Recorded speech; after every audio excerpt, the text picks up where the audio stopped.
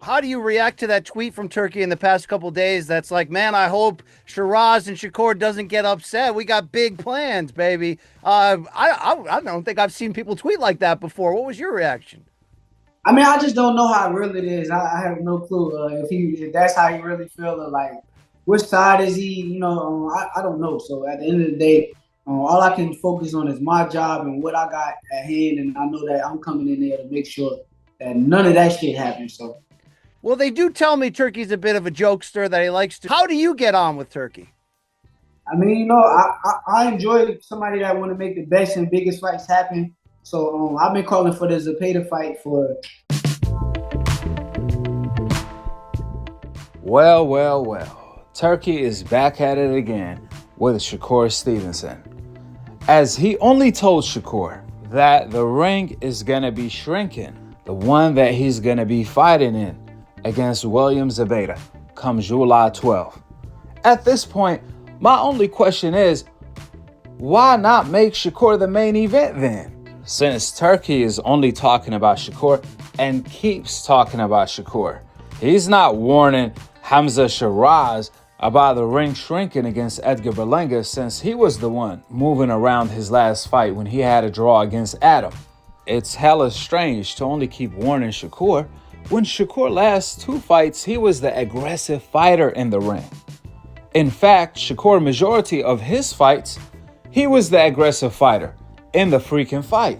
Shakur last couple fights he was way more aggressive than Hamza Shiraz. But again, Turkey only keeps warning Shakur. Now, Turkey stated, quote, "We have a surprise for Shakur on Saturday. A ring that shrinks as the fight goes on. Devil emoji. Shakur says he is ready to deliver a beatdown of William Zepeda. And I know the Mexican is prepared for the challenge of the biggest fight of his life." Shakur accepted the challenge by saying, "See y'all Saturday." Man, I don't know why. When I was reading what Turkey was saying about Shakur, I was under the impression Turkey was about to give Shakur some type of ring award, like a belt or something like that, for all of the disrespect Shakur has been receiving from the Ring magazine. When it comes to the pound for pound rankings, the racist reporters that work for the Ring magazine, they disrespectfully left Shakur out of the pound for pound top 10. A 3-division undefeated champion, a boogeyman that wants all of the smoke, a fighter under Eddie Hearn and Turkey, a fighter under the Ring magazine pretty much, one of the most dominant fighters in boxing today. The Ring magazine do not have him on the top 10 pound for pound. What a joke. The Ring magazine pound for pound list is a joke. And that's a reflect on Turkey if he don't get this right. So when I was reading this, I'm thinking, man, Turkey probably is, checking these racist guys that's working for him. Apparently it's the other way around. They done got to Turkey because whatever idea he's putting together, it's fine if you're going to announce it to everyone else. But when you name out a single fighter, that looks hella biased in a wrong way. Since Shakur moved less than Shiraz, who fight on that same card during their last two fights. Y'all know me. I call a spade a spade. I tell the whole absolute truth as it is. And having Edgar Berlanga versus Hamza Shiraz as the main event over Shakur Stevenson versus William Zepeda is the ultimate BS. Whoever made that decision that works for the Ring magazine should be fired ASAP. Yesterday before today, let alone tomorrow. I mean, respectfully, look at the numbers. Look at Edgar Berlanga interviews. Look at Hamza Shiraz interviews. They are doing no numbers. That's why they don't belong in the main freaking event. Over a 3-division legendary pound for pound elite champion like Shakur, a living legend in his freaking prime. I'm just saying, tell me to stop if I'm not stating nothing but facts. Hamza Shiraz is coming off a draw that he should have lost. A fight he was not aggressive, right? Edgar Berlanga, He just lost to Canelo every freaking round. Therefore, to have Hamza Shiraz against Edgar Berlanga as the main event over Shakur versus Zepeda is nasty work. All the way. You know, it's interesting. Shakur came out and they was asking him about Turki, stating that he will be hella upset if Shakur and Hamza Shiraz loses in the main event because he has big plans for them. Shakur responded by saying, well, it doesn't seem like it. The way they keep talking about me and treating me, basically. He was referring to Turki and the Ring magazine, not having him on the pound for pound list and not having him on the main event, but on the co-main to Edgar Berlanga. Really? I'm sorry, but every time I think about it, it just reminds me of the fall of HBO and any other network that tried to push a fighter on the hope list as the face of boxing, top of an agenda, instead of the best fighter who has the skill. You see, they wanted it to be a color thing, not a skillful thing. And we all know how that turned out to be. The entire network and companies collapsed. The same people that caused the destruction are now ironically working for the Ring magazine. We're talking about some of the most racist reporters of all time are now working for the Ring magazine. That's why when you look at their pound for pound list, it's not about who is the best. It's about a skin color. That's what it's about.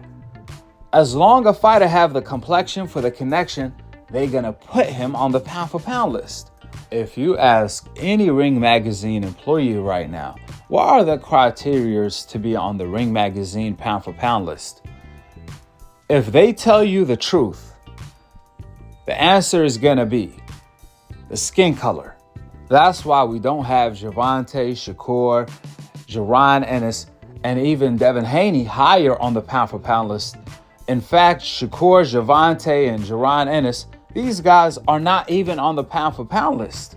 These are the top of people Turki hired to run the Ring magazine by ranking the pound for pound list and even posting news along with arranging fights and choosing who is the main event and who is not, which apparently they started choosing the main event based on color, not popularity, accomplishments, and skill.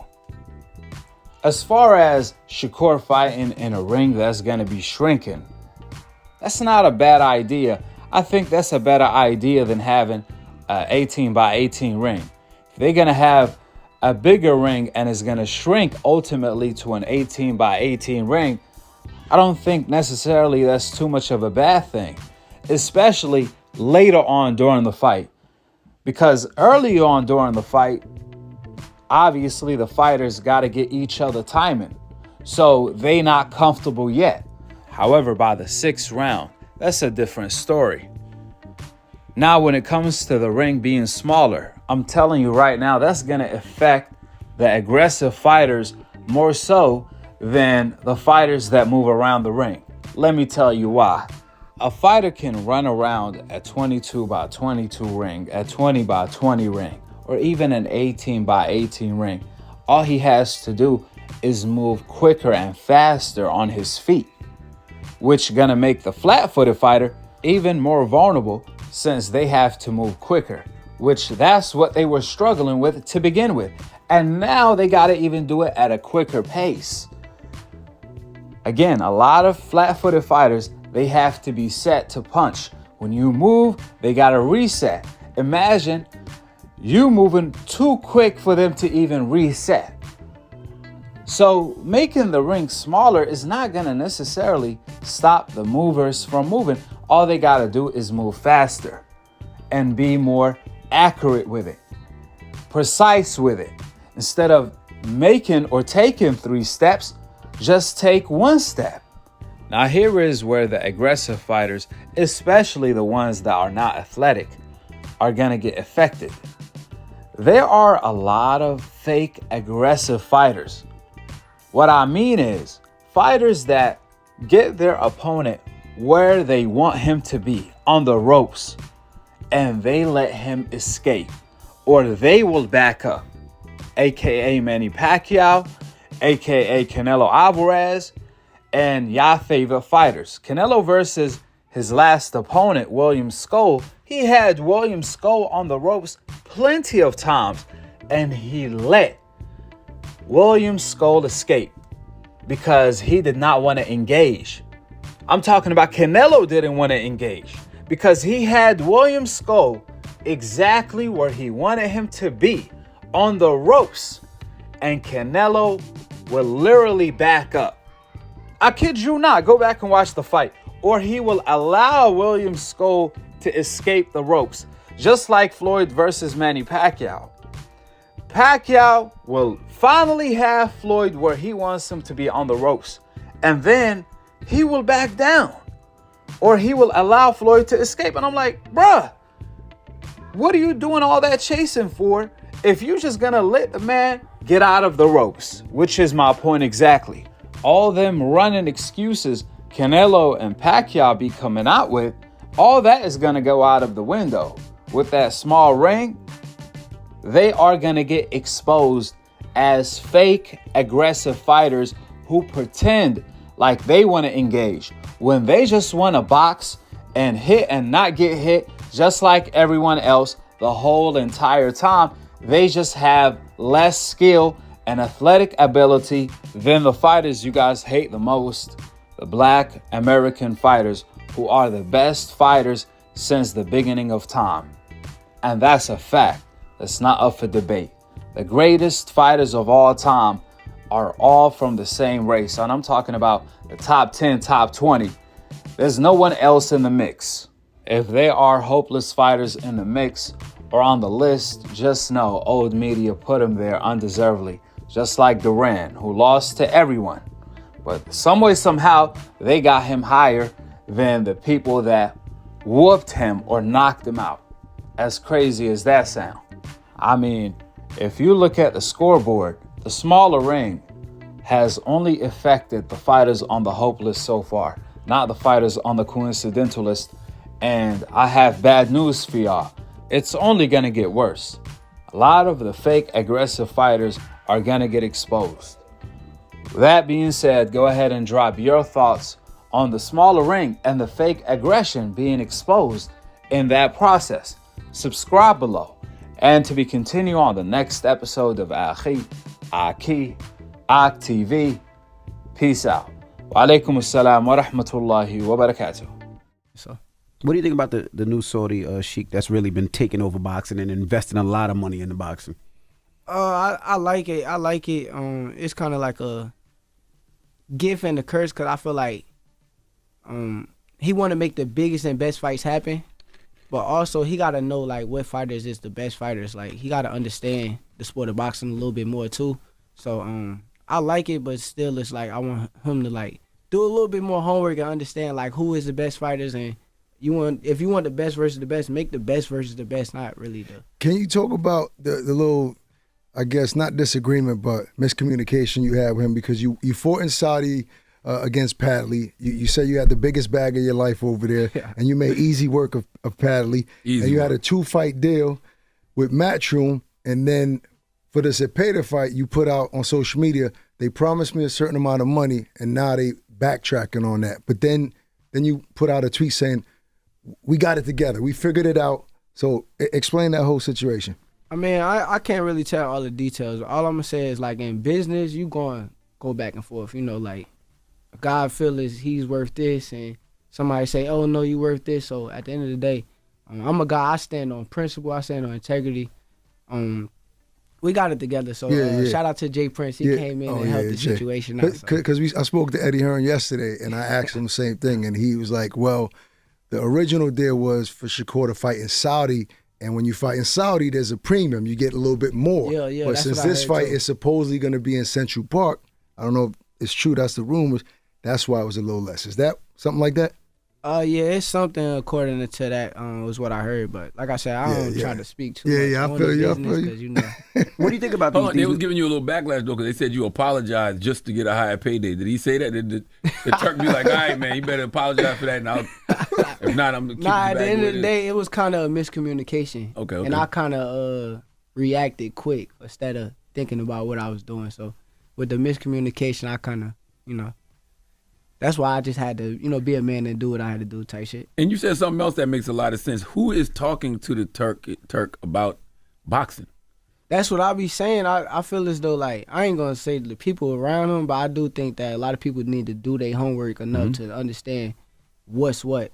And once they understand it, just like with this card, they got me the co-main event under Edgar. And you know, Edgar my homie, I ain't gonna say nothing bad about him, but I'm the biggest star on the card. Yeah. I'm the guy that's like people want to see. I'm in the biggest fight. I got the best resume. Like, I ain't even gonna say resume because they try to trash it, but I'm the most accomplished too. So just to put me on like his undercard, it really don't make no sense. I didn't even look at the card. I just assumed that was But the I main heard event. that it's I kind of like what's didn't know happening. he was on the undercard. Yeah, but in Times Square, they like all main All main events. events. Okay, you know what I mean? okay. Like kind of co-main or main. But main. like even if they was main event, take me out that card. What do you think that card does? Like nobody really gonna pay attention to it. They paying attention to it because it's me. Yeah, I mean, you're the only multi-division champion, so I hear you. I hear your argument. But